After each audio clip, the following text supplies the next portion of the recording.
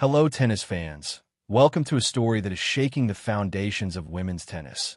Not just because of rankings or trophies, but because of something far more powerful: presence, passion, and pure star energy.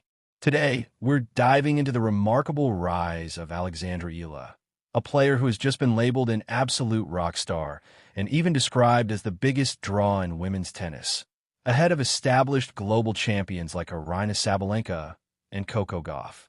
Yes, you heard that correctly.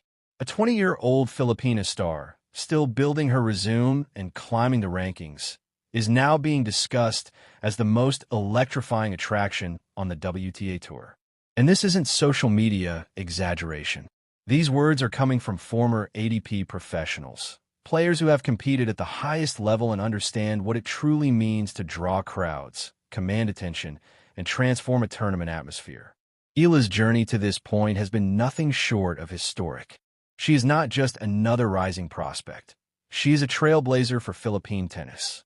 In a nation where basketball has long dominated sporting culture, Eala has carved out an entirely new narrative. She has become the most accomplished tennis player her country has ever produced, shattering previous benchmarks and inspiring an entirely new generation of athletes. But what makes 2026 different is not just her performance. It's the phenomenon surrounding her. From Melbourne to Manila, from Dubai to Doha, Eala's matches have become events. At the Australian Open, fans flooded the stands early just to secure seats for her matches. In Manila, her home tournament felt less like a sporting event and more like a national celebration. Flags waved relentlessly. Chants echoed through the stadium. The energy felt like a Davis Cup tie, but this was a WTA event. Then came Dubai, the stage where her momentum translated into both results and recognition. Competing in the prestigious WTA 1000 event, Eala fought her way into the quarterfinals, showcasing resilience, tactical intelligence, and fearless shot-making. That run propelled her to a new career-high ranking of world number 31. A milestone that reflects steady progress and growing maturity on tour. Yet even more striking than her ranking was the atmosphere she generated. Former world number 11 Sam Querrey brought this conversation to the forefront during an episode of the Nothing Major podcast.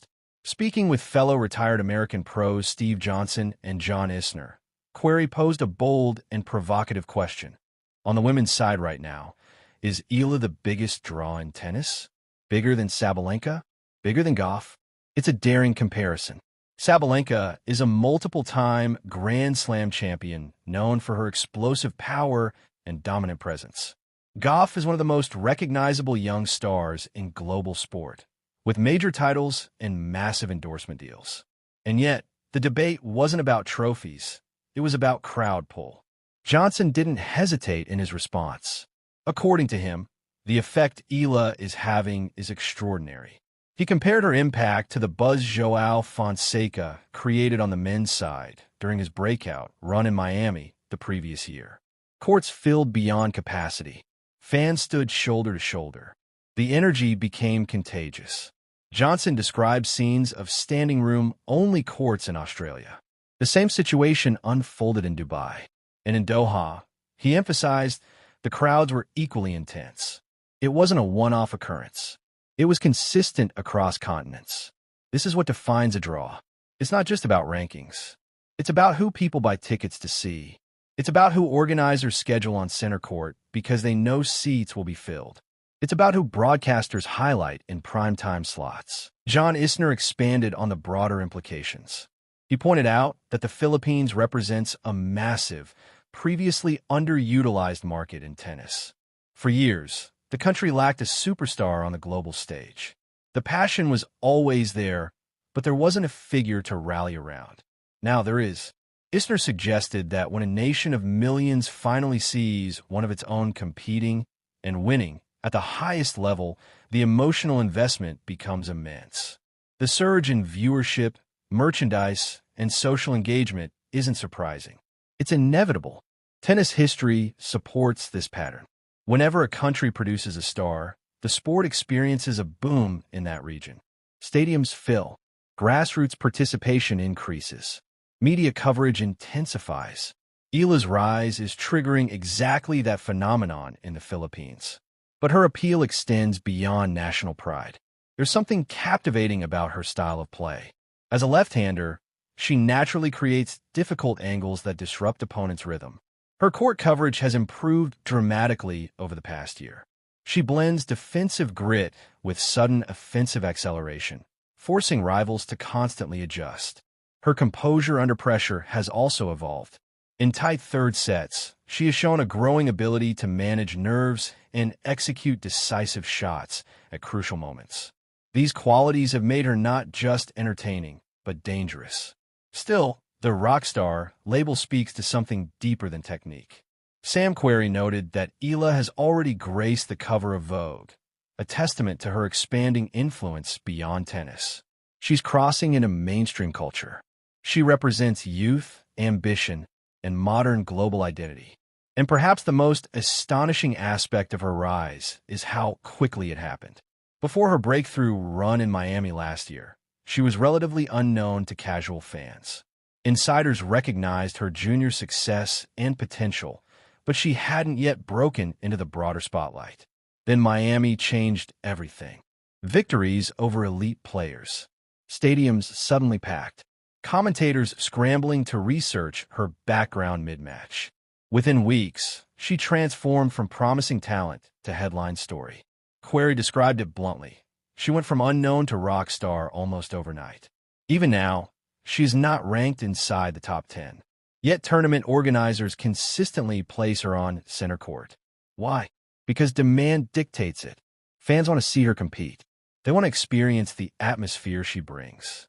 When Eala steps onto the court, the sound level rises. Philippine flags wave proudly. The sense of occasion intensifies. Is she more accomplished than Sabalenka? Not yet. Is she as commercially established as Gauff? Perhaps not. But when it comes to the immediate electricity inside a stadium, the raw energy, the debate becomes compelling. Isner made an important observation. You tune in her matches not only for the tennis, but for the environment. There's curiosity. There's anticipation. What will the crowd sound like today? How will she respond to the pressure? And imagine the magnitude if she were to win a Grand Slam title. Querrey suggested it would be one of the biggest sporting stories in the world. Considering the size of the Filipino diaspora and the passion already visible at tournaments, that prediction feels realistic. For now, though, Eala continues her steady ascent. Each tournament adds experience. Each deep run builds confidence. Each ranking milestone reinforces her legitimacy among the elite. She is no longer just a promising prospect. She is a central figure in conversations about the future of women's tennis. The WTA Tour thrives on rivalries, star power, and global diversity. Eala brings all three elements into sharper focus. She challenges established hierarchies not only with her racket, but with her impact. And that is why former pros are asking bold questions. Is she the biggest draw in women's tennis right now? Whether you agree or not, the fact that the question is being seriously debated speaks volumes. Hello, tennis fans. We may be witnessing the emergence of something truly transformative. A player who represents not just herself, but an entire nation. A competitor who fills stadiums before she lifts trophies. A rising star whose presence alone reshapes tournament atmospheres. Alexandra Eala is still climbing. But one thing is certain. She is no longer just part of the conversation. She is leading it.